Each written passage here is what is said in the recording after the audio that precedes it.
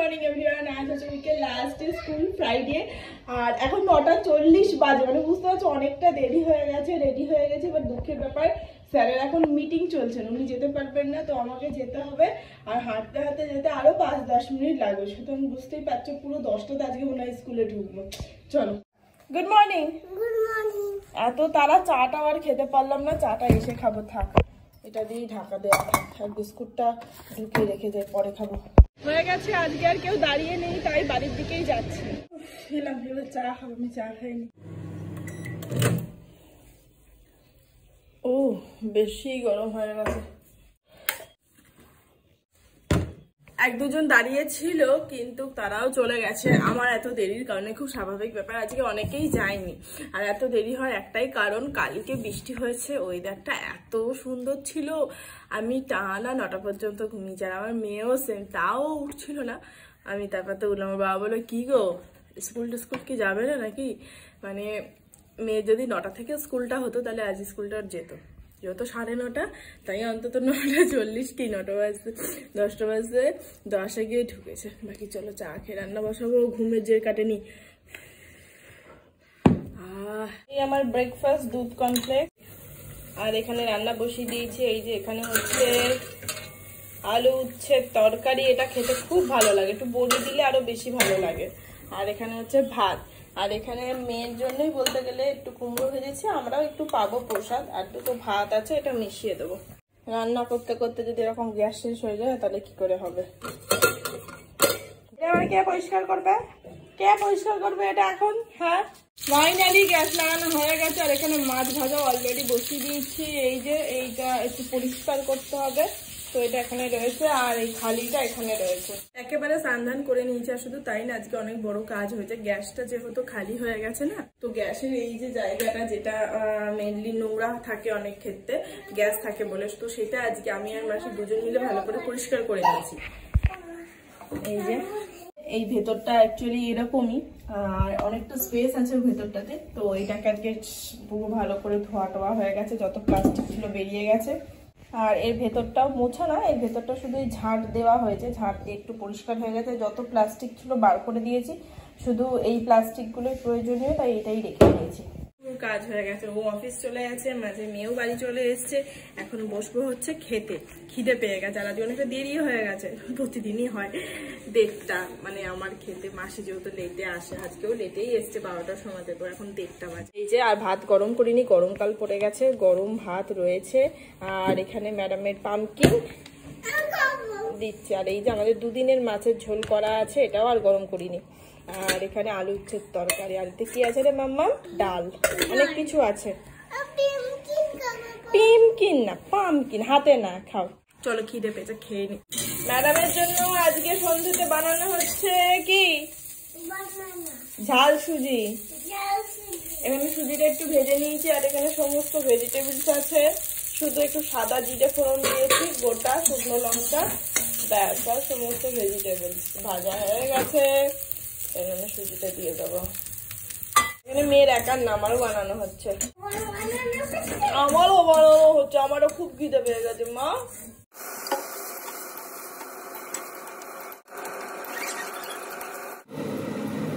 দেখো কি সুন্দর হয়েছে ঝাল সুজিটা, একদম যেমন দেখতে সুন্দর, ঠিক তেমন খেতেও হয়েছে। আর আজকে টিফিনের পরিমাণটা ওর ঠিকঠাক আছে। এটা মেয়ের, এটা হচ্ছে আমার। খুব সুন্দর হয়েছে। দাঁড়া মা, ঠান্ডা হোক, ঠিক আছে, ভালো লাগবে। দেখ, অ্যাকচুয়ালি আমি ঝাল সুজি করতে পারতাম না। এর আগে যখন ঝাল সুজি করেছিলাম, তখন আমি অনেকটা জল দিয়ে দিতাম, তো ওর জন্য না ব্যাপারটা ঘেটে যেত। তো আজকে রেসিপিটা ভালো করে দেখলাম, তো আজকে করলাম। সত্যি খেতে খুব ভালো হয়েছে। আমি একটু টেস্ট করেছিলাম, আর দেখতেও খুব সুন্দর হয়েছে। না, ঠান্ডা হয়নি, তুমি বসো, আমি সন্ধ্যেটা দিয়ে আসছি, দিয়ে খাবো একসাথে। হ্যাঁ, ততক্ষণে ঠান্ডা হয়নি। না, রিভিউ টাইম, বসো। তোমার একটাই রিভিউ, খাকি না কেন? দেখো তো কেমন হয়েছে।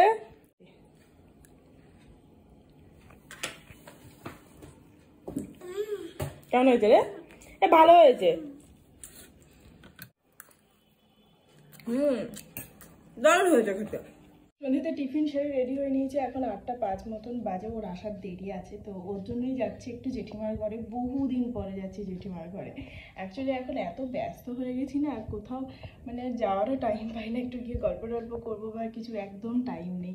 ম্যাডামকে স্কুলের টি শার্টটা পরিয়ে দিয়েছি।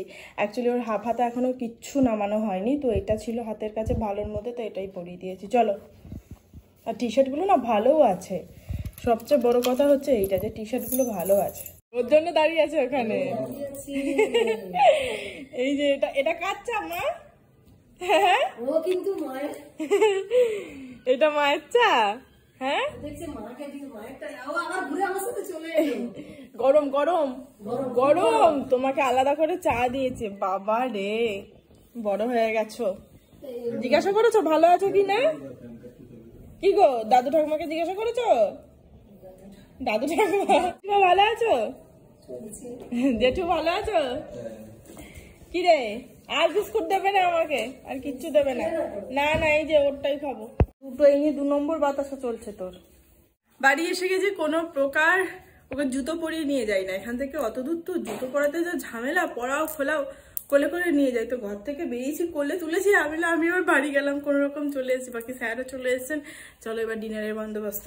তাও লাস্ট টাইম একটা হোপ পাওয়ার পর একটা ডিসিশন আমরা নিয়েছি, যেটা হচ্ছে আমাদের চয়েস ছিল তো ফার্স্টে ভোল্টাস বেকো আমাদের বাজেট অনুযায়ী, বাট তারপর তো সেটা ক্যান্সেল হলো। সেকেন্ড যখন মার্কেটে আমরা দেখলাম আমাদের, তারপর একদম ঠিক ছিল এলজি। আর আমি এখনও বলবো এলজি খুব ভালো, গুড একটা নাম্বার 1 একটা প্রোডাক্ট, বাট এলজির প্রাইস অনেকটা বেশি। কিন্তু এই আরশোলার যে প্রবলেমটা, এটা আমি ফোনে অনেকের সাথেই কথা বললাম। আমার দিদির সাথে আজকে যখন কথা বলছিলাম আমি জানতে পারলাম যে ওর একটা ইন্ডাকশন ছিল, আরশোলাতে পুরো নষ্ট করে দিয়েছিল। আরশোলা ঢুকে ভেতরে তার খেয়ে পুরো শেষ করে দিয়েছে। তো তারপর ও নেক্সট টাইম অন্য একটা ইন্ডাকশন নিয়েছে। তো বুঝতে পারলাম হ্যাঁ আরশোলার ঘটনাটা সত্যি হতে পারে। ইন্ডাকশনের ক্ষেত্রে যখন কাজে করেছে, তো ডিশওয়াশারের ক্ষেত্রে না হওয়ার কোনো ব্যাপার না। তো ওটা একটা সত্যি ভয়ের ব্যাপার। আর যায় না, প্রেস কন্ট্রোল করলেও আরশোলা যায় না। ওই বললো ওর আশেপাশে বাড়িতে 1-2 জন করেছেন, বাট লাভ হয় না তাতে কোনো, আরশোলাগুলো থেকেই যায়। ইনফ্যাক্ট আমি নিজেও বাড়িতে আজকেও ওষুধ দেবো যদি টাইম থাকে, ওষুধ স্প্রে সব দিয়ে দেখেছি, ছোটো ছোটো আরশোলাগুলো যায় না, হার্ডলি 5-6 মাস থাকে না, বাট তারপর আবার থাকে। কিন্তু তবুও আমার বাড়িতে তুলনামূলক একটু কম আছে, কয়েকটা হলেও আছে, বাট অত নেই। ওষুধ টষুধ লাগাবো। কিন্তু এলজিতে আমি যাচ্ছি না, কারণ এলজির দামটা অনেকটা বেশি। তো নেওয়ার পর আরশোলা যদি ওটাতে অ্যাটাক করে, বুকের হাড় ভেঙে যাবে। সত্যি কথা বলতে ওটাকে রিপ্লেস করতেও আরও হাড় ভেঙে যাবে।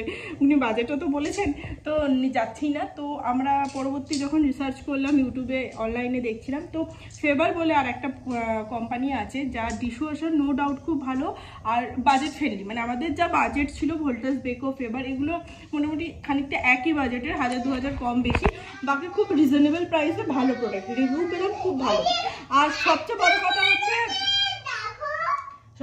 কথা হচ্ছে ওটা স্টোর বা সার্ভিস সেন্টার একদম আমার বাড়ির কাছে, নিউ টাউন CC2-তে। আমরা ফোন করেছিলাম, স্টোরে আছে, 8 প্লেসের আছে। সবচেয়ে বড় কথা হচ্ছে আমার যেটা 14 প্লেসের ছিল সেটা আমার দরকার ছিল না, ইচ্ছেও ছিল না নেওয়ার, কিন্তু এলজির উপায় নেই, নিতেই হবে 14 আর 16। বাট ভোল্টাস বেকো ফেভার এগুলো 8 প্লেস 12 প্লেস আছে, তো আমি আমার পছন্দ অনুযায়ী নিতে পারবো। 8 প্লেসের ফেভারের যেটা আছে সেটা একদম টেবিল টপ, মানে আমার ওখানে ইজিলি হয়ে যাবে, কোনো দরকারই নেই কোনো র্যাক ফ্যাক করার। বাট আমি যদি 12 প্লেসে যাই তাহলে আমাকে মহাদেবদাকে দিয়ে র্যাক বানাতে হবে। তো ওটাও বলছে দেখো দরকার নেই আবার র্যাক ফ্যাক করার, তুমি 8 প্লেসটা নাও। তবুও আমি গিয়ে দেখবো বাসন আমি কতটা রাখতে পারি, প্রতিদিনও যদি চালাই আমার যা বাসন হয় সেটা ধরবে কিনা, লোড হবে কিনা। তো ইচ্ছা আছে কালকে আমরা যাব, নিউ টাউন একদম বাড়ির কাছেই আছে আমার, দেখি রিভিউ নিই ওদের কাছ থেকে কেমন কি। বাকি ইউটিউবে দেখেছি ফেভারের খুব ভালো রিভিউ পেয়েছে, আর সবচেয়ে বড় কথা বাজেট ফ্রেন্ডলি, মানে এলজির হাফ দামে আমি ওটা পাবো যাকে বলে। তো আমার যদি জিনিসটা 2-3 বছরও ঠাকুরের হিসাবে মানে চলে যায়, আরশোলার থেকে বাঁচিয়ে আমি যদি রাখতে পারি প্রোটেকশন নিয়ে, আমার মাসির কম্পেয়ার করলে অনেক সেফ। আমি এটা মুখেই বলছি, যদি আমার জিনিসটা 2-3 বছরও হার্ডলি চলে যায়, তো মাসের পয়সার তুলনায় কম্পেয়ার করলে গোটা বছরে অনেক সেফ। তো যাই হোক, এখন কালকে যাই, দেখি কি হয়। কি কাম করছেন বলুন তখন থেকে?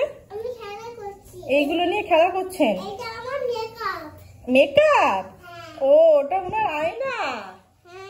আচ্ছা মেকআপ হচ্ছে, কিন্তু সালে কেন মা? অত গরমও এখনো পড়েনি। হ্যাঁ খেলো। আসো ডিনার বেড়েছি আর ঠান্ডা হয়ে গেল অলরেডি। মাম্মা আসো। এই যে ননাই আজকে খাবে হচ্ছে ডালিয়া, আর আমাদের ডাল আছে, রুটি আছে, আর তার সাথে আগের দিন স্যার ডিম খাননি তাই ওই ডিমটা। আর বাইরে আজকে স্যার চাউমিন খেয়েছেন তাই তো, ওর জন্য উনি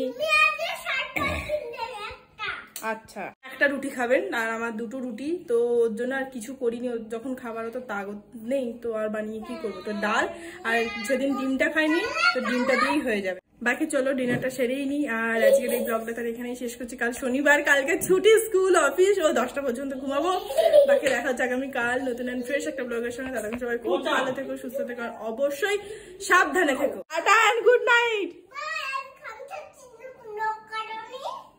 না কাটাবো, পরে কাটিয়ে দেবো। টাটা গুড নাইট করে দাও। বাই।